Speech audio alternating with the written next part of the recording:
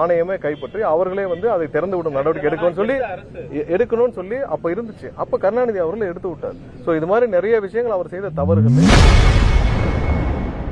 மேகதாது அணை விவகாரம் குறித்து செய்தியாளர் எழுப்பிய கேள்விக்கு அமைச்சர் நிர்மல்குமார் பதிலளித்துள்ளார். அவர் 98ல வந்து இந்த சிரத்தை இருந்துச்சு. அதாவது இந்த இப்ப நம்ம கொடுக்குற 3500 கண்ணாடி கொடுக்கணும்னு சொல்லியிருக்காங்க.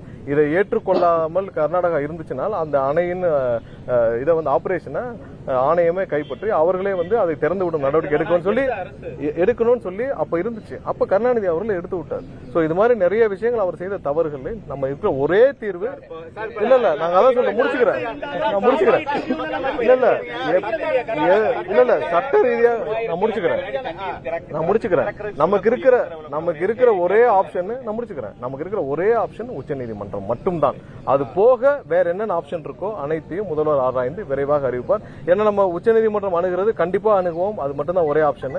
அதுக்கடுத்து ஒவ்வொரு லீகல் பொசிஷனிங் தான் நமக்கு இருக்கிற ஒரே ஆப்ஷன். அது கண்டிப்பா செய்வோம். அது இல்லாமல் ஒன்றிய அரசுக்கு தேவையான அழுத்தங்கள், ஏன்னா ஒன்றிய அரசுடைய அமைச்சருக்கே இதுல தெளிவில்லை.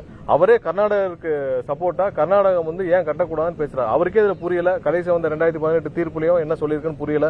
அதையும் படிக்கல. அது இல்லாமல் ஒன்றிய அரசுடைய அமைச்சரும் பேசியிருக்கிறார். தமிழகத்துக்கு எதிராக பேசியிருக்கிறார். தமிழக ஒரு விரோதி மாதிரி பேசியிருக்கிறார். ஒன்றிய அரசுக்கும் எங்களுடைய அந்த அமைச்சருக்கும் எங்களுடைய கண்டனத்தை ஆல்ரெடி தெரிவிச்சிருக்கோம்.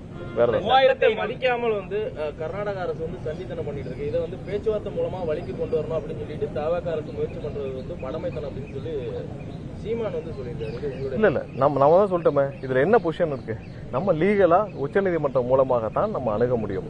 கடந்த காலங்கள்ல செய்திகளை உள்ளது உள்ளபடி தெரிந்து கொள்ள ரெஃப்ளெக்ட் நியூஸை சப்ஸ்கிரைப் பண்ணுங்க.